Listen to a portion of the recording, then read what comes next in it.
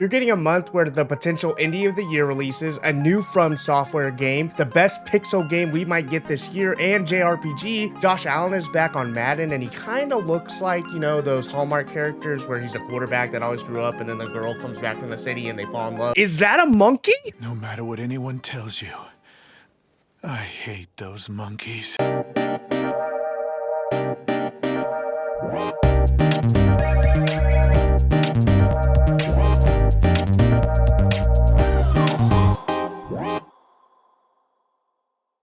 To begin the month, you could buy Baldur's Gate 3, and it really might be the only game you need to play this year, considering how much you can do and how many hours and endings they say there's going to be in it. Not only that, you can have sex with bears, but like people as bears. But like, honestly, we want to go full Beastar, so give us every druid form you can. That's what the gamers are for. It also helps out we're getting great appearances like J.K. Simmons, and it has the potential to be kind of the D&D adventure that you always wanted, but you can never get your friends to commit to a time, and they don't understand Discord, and you can't play. Hey, Alec, I actually don't like turn-based games. This isn't about you. On the polar opposite in genre and style is we're getting Armored Core 6 Fires of Rubicon. It's the action-adventure RPG game that you expect, where you play as fighting giant robots, piloting giant mechs. This is the only genre that should ever matter in fiction. It is my favorite. Giant robots fighting giant robots. Giant robots fighting giant robot fans know that it is completely different from giant monsters fighting giant monsters and giant monsters fighting giant robots. If you know, you know. It's our yearly gift from above from Software, and it's a simple game where you go out on missions in your mech to defeat other mechs to get more money and parts to make your mech better. It's simple,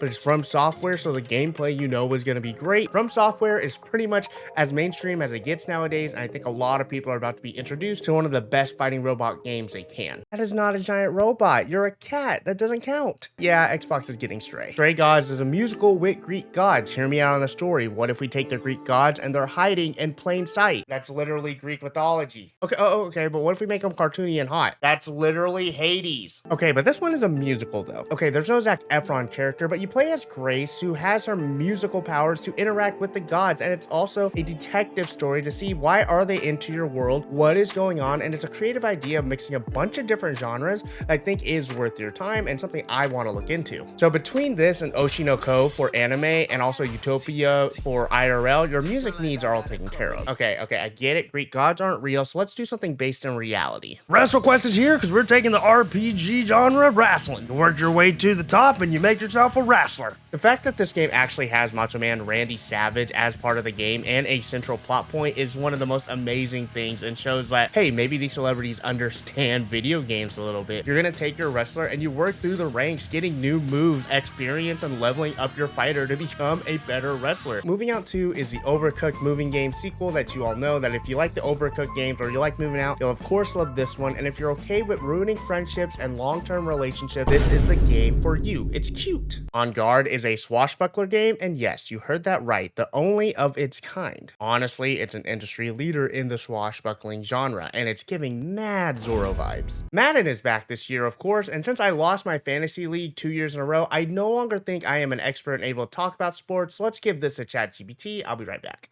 Potential upgrades in Madden games include enhanced graphics, smarter AI, new game modes, continuous roster updates, next-gen console optimizations, and improved online features. These upgrades aim to provide players with an ever-evolving and immersive Madden experience. Let's talk about a game that if you know about it, you love it. In a time where pixel remasters or pixel style games are almost overdone, or maybe Final Fantasy 16 is the gem and new standard for JRPGs, or you think it's a symptom of the problems of the genre. With all that in mind, Sea of Stars looks to make me cast all my worries aside. This game is beautiful and one of the prettiest looking pixel games we'll get this year. It looks truly inspired. You see the Chrono Trigger from the very first screenshot you ever see. Now, I never played Messengers, the game from the studio before, but I only hear good things about it, and in a time where JRPG genres are always looking to rejuvenate itself, this one shows a lot of promise in the gameplay and the demos we have. Also, something really cool is that it's going on both PlayStation and Xbox's subscription services, PlayStation Plus and Game Pass, the first of its kind to be able to release on both on day dot. For that, it's a historical moment for the game and the game industry itself, and I wonder if more will follow suit. Texas Chainsaw Massacre is getting a game this month, but I'm a little baby, so I can't really cover that, nor will I play it. But if you're not a little baby you like me, go ahead, have fun. I will not be there. What's not scary is the return of Samba de Amigo with Party Central. It's a return of an OG rhythm game, but this time you can use the Joy-Cons like maracas. So I think if you don't play it that way, I might actually tell you you're playing a video game wrong. Okay, now fellas, you've lasted this long. I know you're the real gamers. You've made it this far because you want to know all the gaming details, but not only that, it would be nice to know about women and girls.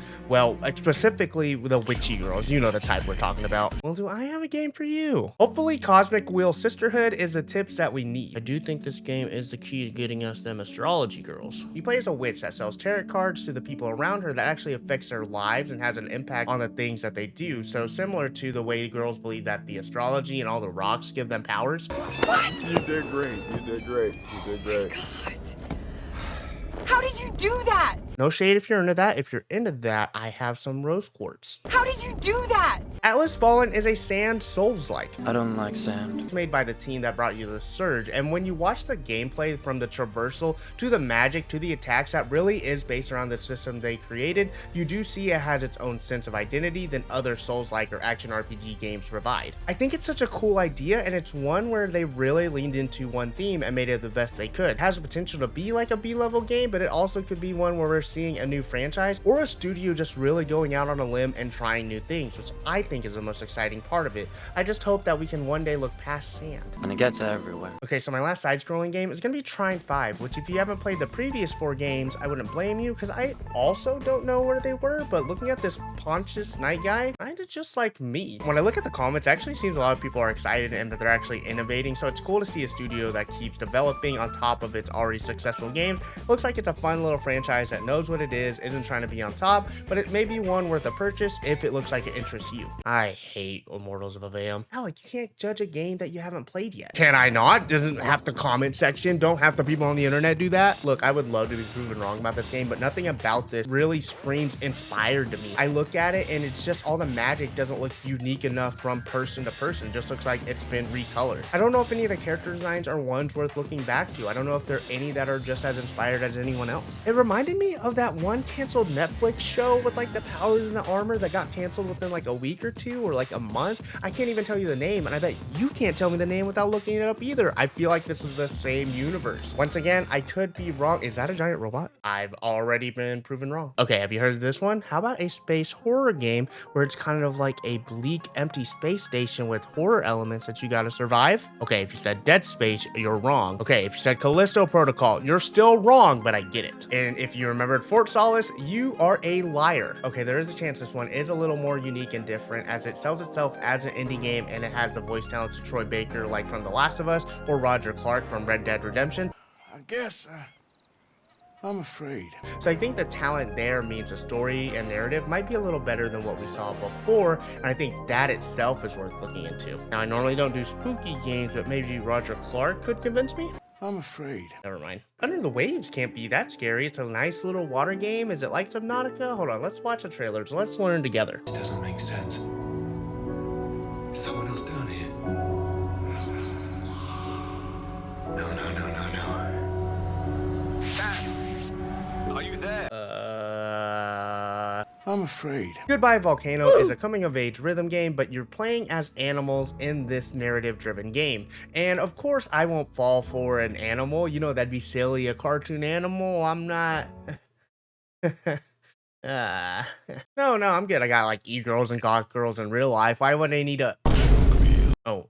I'm afraid. Look, as long as it's a linear narrative game, maybe more like a visual novel, I don't have to make choices. Maybe I won't fall into the trap of... How did you do that? And my favorite game this month. Inspired by the Dreamcast era is one of their best games. Made by the team that brought you Jet Set Radio and is a spiritual successor. Team Reptile brings us Bomb Rush Cyberfunk, a game that's been in development for the last 3 years and it's finally coming out this month. It's stylish. It's cool. The music itself bangs. The inspiration is there. It has some of the old Jet Set Radio team in there and you can tell the passion they put into this game. For me, there's not a game I think I haven't anticipated more this year than Bomb Rush Cyberfunk. I don't think any other indie will impress me more this year. And a year full of great animation, great colors, great art direction, great rhythm games, I still think this one has a chance to stand out. If you never got to play the original, I highly encourage you to maybe go find Jet Set Radio gameplay or just play it now. I think it holds up, or get Bomb Rush Cyberfunk when it comes out later this month. It's a great month for indies with Bomb Rush, Cyberfunk, or even Sea of Stars. It's a great time to bust out your Switch, even with the rumors of Switch 2 next year. I can't imagine any other game could take your time that's as well made. Oh, Vampire Survivors is on Switch this month. What? I don't like Vampire.